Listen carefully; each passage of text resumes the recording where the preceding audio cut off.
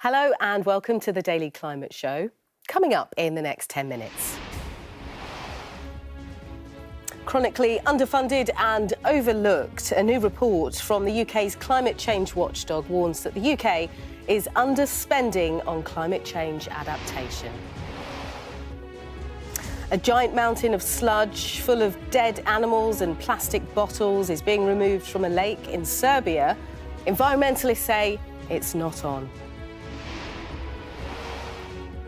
And climbing back from the brink of extinction, researchers say the population of western monarch butterflies in California has risen for the second year in a row.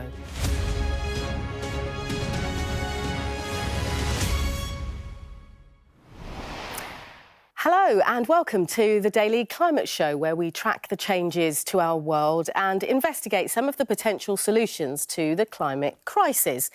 Now, the UK's climate watchdog has warned the government that they've been too slow in addressing the challenges of climate change and will need to invest billions of pounds to prepare for the impacts of a warming climate. Now, the Independent Climate Change Committee says £10 billion a year will be required as part of a major programme of investment to prepare the UK for the impacts of climate change. It says the country must prepare for flooding, proofing houses and infrastructure against its impacts. Well, investment will also have to be made to protect the public water supply in nature restoration. Well, our science and technology editor, Tom Clark, joins me now. Tom, thanks so much for joining us. Lots to unpick there, but the government essentially being accused of acting slow, and if they do, there's a hefty bill each year for them. That's right, and the longer they continue to act slowly, the bigger that bill gets, effectively, because the bigger the threat of the risks associated with the warming that we're already going to have because of the emissions we put into the atmosphere. That's things, as you were saying, like heat waves, extreme rainfall events that cause flooding, the droughts we saw last summer that affected both agriculture and domestic water supplies.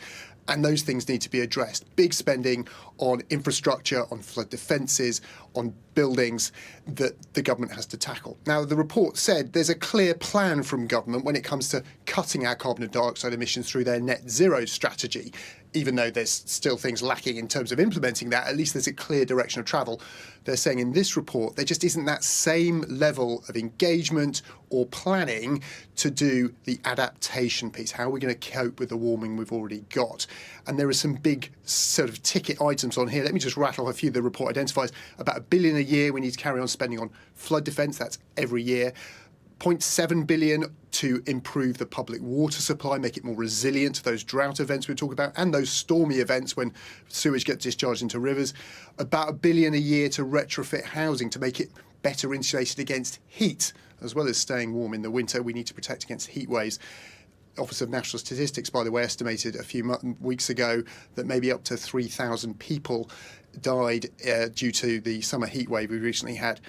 And infrastructure as a whole, this is like railways, new roads, bridges, £650 billion by 2030. Some really expensive items there. OK, Tom Clark, thank you very much for that.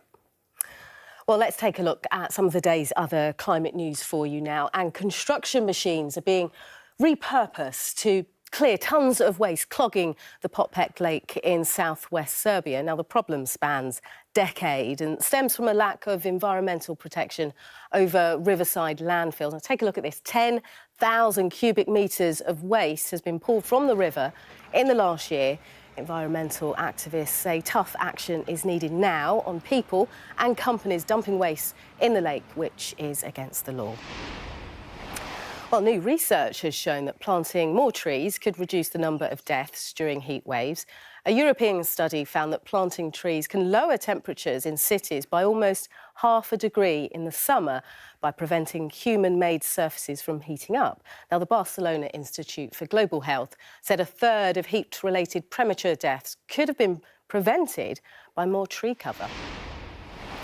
Now, the United States Environmental Protection Agency has effectively vetoed a proposed open-pit copper and gold mine in southwest Alaska. Now, environmentalists and locals say the mine would have jeopardised the region's salmon fishery, which brings thousands of jobs to the area. And they say the proposed mine site would result in a loss of nearly 100 miles of stream habitat as well as wetland areas. The mining company has maintained the project can coexist with the salmon industry.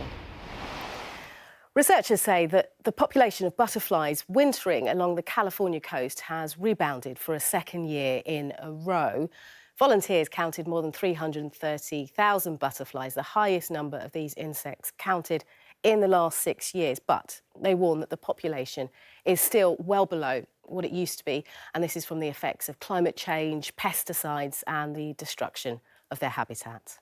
I think we can all celebrate, and this is really exciting. We were all so relieved last year when we hit about 250,000 butterflies. So to see that number tick up even more, a little bit modestly this year, is really a good sign. So we know we still have a long ways to go for recovery. We still estimate that we're down over 90% from those historic norms. So that shifting baselines, I think, is really important. Like, this is great compared to 3 years ago. This is not great compared to 3 decades ago.